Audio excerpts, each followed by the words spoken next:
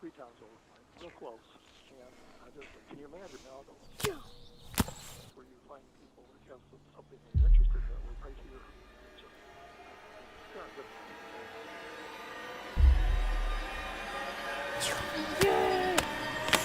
Yeah, now you're dead, are you?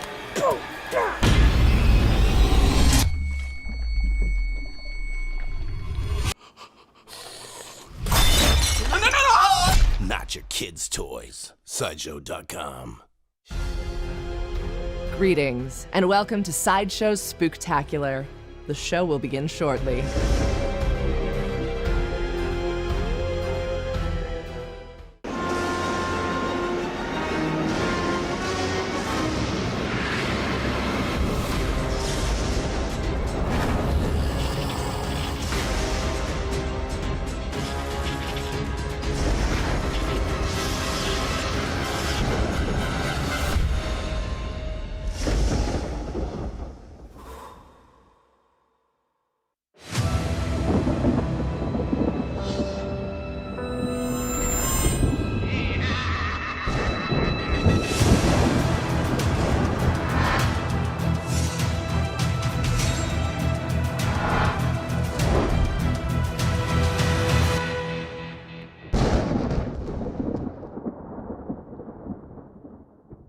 Make sure to be signed into your Sideshow account. Don't have an account yet? Go to side.show/sign up.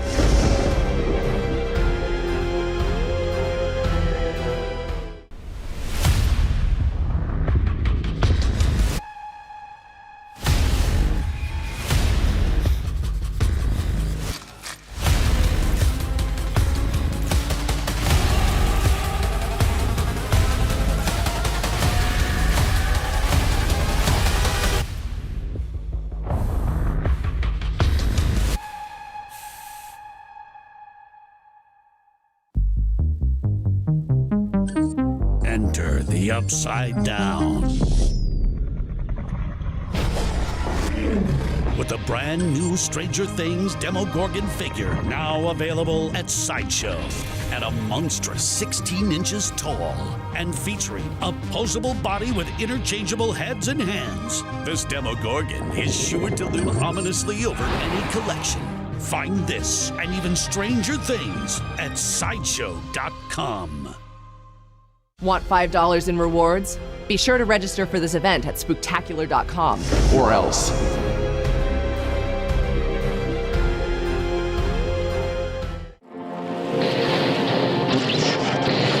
She's alive! Alive!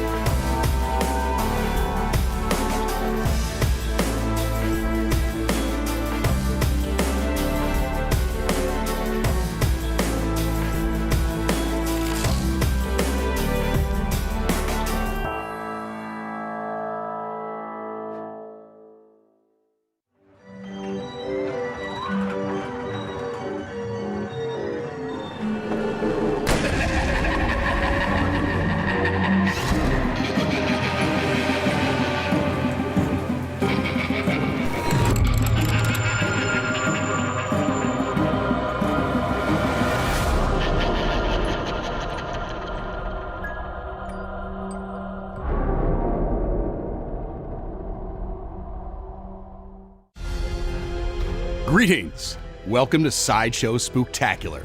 The show will begin shortly.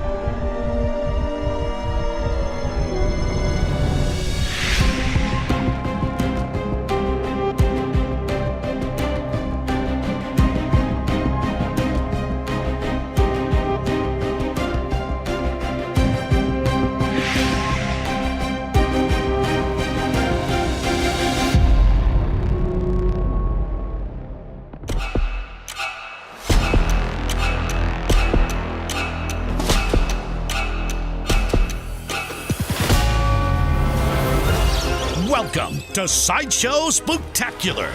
You're watching our artist interview series, giving you a chance to talk with the Sideshow team about the newest offerings from the collecting world. Now, without any further ado, on with the show.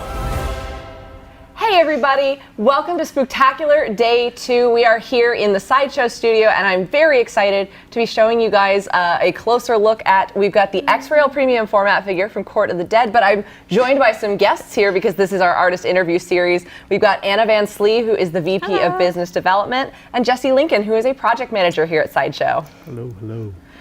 We are so happy to have you guys in the studio to be talking about this piece. This is super exciting. And if you're just joining us, again, it's day 2 of Sideshow Spooktacular. Everything that you guys need to know about the event is at spooktacular.com. But if you're right here with us live on YouTube, we want to talk to you. Send us questions if you want to talk about this piece, brand new Court of the Dead premium format figure we've got right here. But Jesse, let's start up with, what are we actually looking at here in like the production process? What version of the statue is this? So this is a 3D output. So this is a physical representation of the digital sculpture.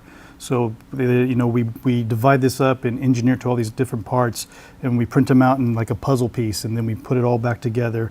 And this is now representation of what size it will be, the details, all that stuff. It's amazing. Even to see it without the color, you can see the immense amount of detail on it. And we will talk a little bit more about that in just a minute. But I've mentioned Court of the Dead, and if you are a longtime Sideshow viewer, maybe you've heard of that, maybe you're not as familiar. And if you are just joining us, Anna, tell us a little bit about Court of the Dead and where that kind of sits in the Sideshow canon, I guess. Yes. Well, it's our original intellectual property. It was created by Tom Gilliland, our Chief Creative Officer. I think everyone's familiar with the concepts of heaven and hell and how they're a war between good and evil. This reimagines that as a mythology in which both heaven and hell are evil. They're in an eternal war that's run on souls. That's us. Death is kind of trapped in the middle, delivering those souls for that war, and he starts to feel a little bad for humanity. And I can turn this around here. You can see so much of this storytelling is captured here in the sculpture. So that's an early proto-Death. Now, Exaril, this character, is older than Death himself. He actually was an angel. Classic story, fell in love with a demon, didn't work out, spent some time in hell. Tragic. But heaven and hell are also represented in the base. Priam and Abraxiel are essentially like God and the devil, but really they're like lawful good and chaotic, lawful evil and chaotic evil is kind of the two different characters there. And then all these little suffering humans here at the bottom are hanging out. Wow. Now, yes, as you mentioned, there's like so much going on with this piece, and the character of Exaril, he's appeared before in some of the Court of the Dead graphic novels, as well as just general materials, and so fans may or may not know the character. The everyday collector really likes this piece. It says it's stunning work, so congratulations on that. Thank you. Why was Exaril the next choice then to bring into the statue format? Well, he's a pretty capital character. He's the head of Conclave of Shadows, which is the Queen's kind of spy assassin army. But Tom is also a D&D player. That's how he sort of world builds, and this may or may not have been a playable character at certain points in his life that's near and dear to his heart. And when an artist is inspired, they do their best work. And so I think this is like a piece of, joking aside, great personal importance. And so it yielded a really amazing statue. Yeah, we've had so many cool different figures of the kind of more magically inclined or the studious and the warriors, and so we've got this. I mean, even his pose here is very much roguish of him. Very stealthy. You noticed, huh? It's super cool. I mean, even just kind of that pose, he's very confident. He's got a lot of swagger to him. I love what's going on here. Now, it may be, a character of Tom Gilliland's, very close to his heart. But there's a lot of artists that go into the process of making one of these statues. Jesse, can you tell us a little bit about who has been working on this so far? Well, for this design, Rachel Robachek is actually the one that did the 2D art. And then once we got that, James Kane sculpted this wonderful piece, and he interpreted the art into what you see here. And like you're talking about, the whole roguish thing, just getting the weight distribution, sitting on the spire here, and where he's got this relaxed but yet confident, ready to pounce. Finding the weight, I know on the back he's got a bit of a weight distribution on that hand too. And the level of detail and just all the surface texture that James put into this is unbelievable. This is going to be one of those statues, if you buy, you're going to find new things like little souls and hands grabbing out for years. It'll be just one of the things, oh, I never noticed that before. Mitchell Lawrence, so sorry. Mitchell Lawrence says the sculpt design is fire. Yeah, James killed this piece. And that's really cool that you mentioned also, these statues start in a two-dimensional phase. We've got some of the character concept art for you to look at here. And there will be yet more artists who work on this down the line as well. But this is Rachel Rubicek's concept art. If you want to see the kind of full costume design for Exaril, you guys can see his really unique kind of skeletal portrait that's going on there. And I love that we get to see the hood down, we see his different weapons, and we have some two-dimensional concept of this statue. So you guys can see again that pose conceptualized, the ideas, some of the color concepts that will go into this piece laid out in 2 dimensions, then turned into that 3D. Now, I think we talked a little bit about this, but Exaril's history playing into the composition, how did we choose elements of this design and the, all of the elements that go into realizing this 3-dimensional piece? Yeah, like I said, he's kind of sitting on a base with the storytelling that tells the history of the Court of the Dead universe. It's got that heaven and hell, a really neat feature. If you look closely, from afar, the wings look like they're hooked into Exaril's back. They're not. They're actually pegged in here by Priam and Abraxial, and each wing is different. One represents, heaven, where it has very stone, very rigid, very crystalline feathers. Hell is very chaotic. It's all kind of fleshy and gnarly and gross. That's beauty. That's beauty. Court does gross the best because it is so beautiful. I'm even thinking of these sinew elements on his shoulder pauldrons. They've got skulls on them. One is even like an open mouth. And even down to there's faux leather stitching details that James has sculpted into this as well. He did an amazing job. I can't say that enough. Even trying to get the interaction of the pose of how the armor, because when you sit and you got a lot of rigid elements on, you still kind of have to move around and make sure everything flows and has weight distribution. And there's so much. Just the belt alone with all the little bric-a-brac he's got on there is just it's just so fun to look at. It's great. It has such a great physical presence and weight, again, with materials that only exist in a fantasy context. One of my favorite things down here is this base of souls, because there are actually faces and hands leaking out through it. And I would love to know if he sculpts the face and then distorts it, or if he's sculpting distorted faces as he goes, but they're just roiling through the smoke and everything. It's so beautiful. Even just as I've been standing here, there's you can see the bones and the veins in the hands. It looks so alive. Well, dead alive. Undead. This is just a reminder, we are live in the YouTube chats right now, so if you guys are in there, you have any questions, or again, shout outs about this piece and Court of the Dead, we'd love to hear from you guys. You are watching Spooktacular Day 2. This is Sideshow's Spooktacular, and we are in the middle of an artist interview talking about the Exaril premium format figure from our Court of the Dead line. Now, storytelling is such a key part of these. Are there any elements that we have maybe swap out or additional bits of storytelling that fans will be able to look forward to? Maybe a few. Maybe a few? So we like to dream big and then whittle down to reality and what makes sense. So there are a couple different things that we're considering. We haven't fully decided yet what the swap outs would be. There's a couple different potentials we're exploring. I do think we have some concept art or some teases. We could share some teases, yeah. So this would be a swap out head piece of him with his angel face mask without his kind of hood and his hellish bone face exterior. So an earlier look from Exaril's life. It's got a sad beauty to it, which kind of plays into that tragedy, or the falling in love with a demon and getting excommunicated that you mentioned. Yes, he has a very tragic romantic past. That is super exciting. Now, again, all of these pieces, we're looking at a prototype. It's still a ways out from, it's got paint and it's got other phases to go through. So everything you guys are seeing here, we want to hear from you guys what you love about that. Kash de Gemini says, shout out to my guy Jesse. Had the pleasure of meeting him at StatueCon in 2024. Nice. Awesome. But yeah, if you guys like these pieces, this is a Sideshow original. It is from our Court of the Dead line, but it does exist in that original space. So these really thrive on the fan reception, so we're really excited about that. And all those concept ideas that you guys have been seeing. But yeah, if we have any other questions, Linda Nicole Madeline Laurendo says this piece is kick-ass. I'm going to say that I'm allowed to say it, even though she censored her comment. Come on, you can get away with it. Talking about hell here. Yeah, we're talking about heaven, we're talking about hell. So we can get away with it. Yeah, this is so cool. I'm super excited to see this. Now, is there anything else you can tease for the future of Court of the Dead? Or maybe if people are excited about it, where can they feed that enthusiasm?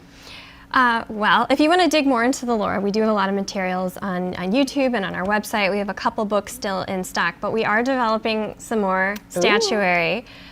We've got a couple ladies on their way that'll have you dancing on your grave or practicing some witches' stitches. That's all I'll say about that. Okay, that means something to me. If you guys aren't already in the Court of the Dead world, you're definitely going to want to look that up. I think we've got a question here. Billy Jenkins says, does the sculptor have to exaggerate the details at this scale in order for it to appear when printed? Yes, absolutely. There's some, sometimes we'll do a test print to make sure that the detail's reading.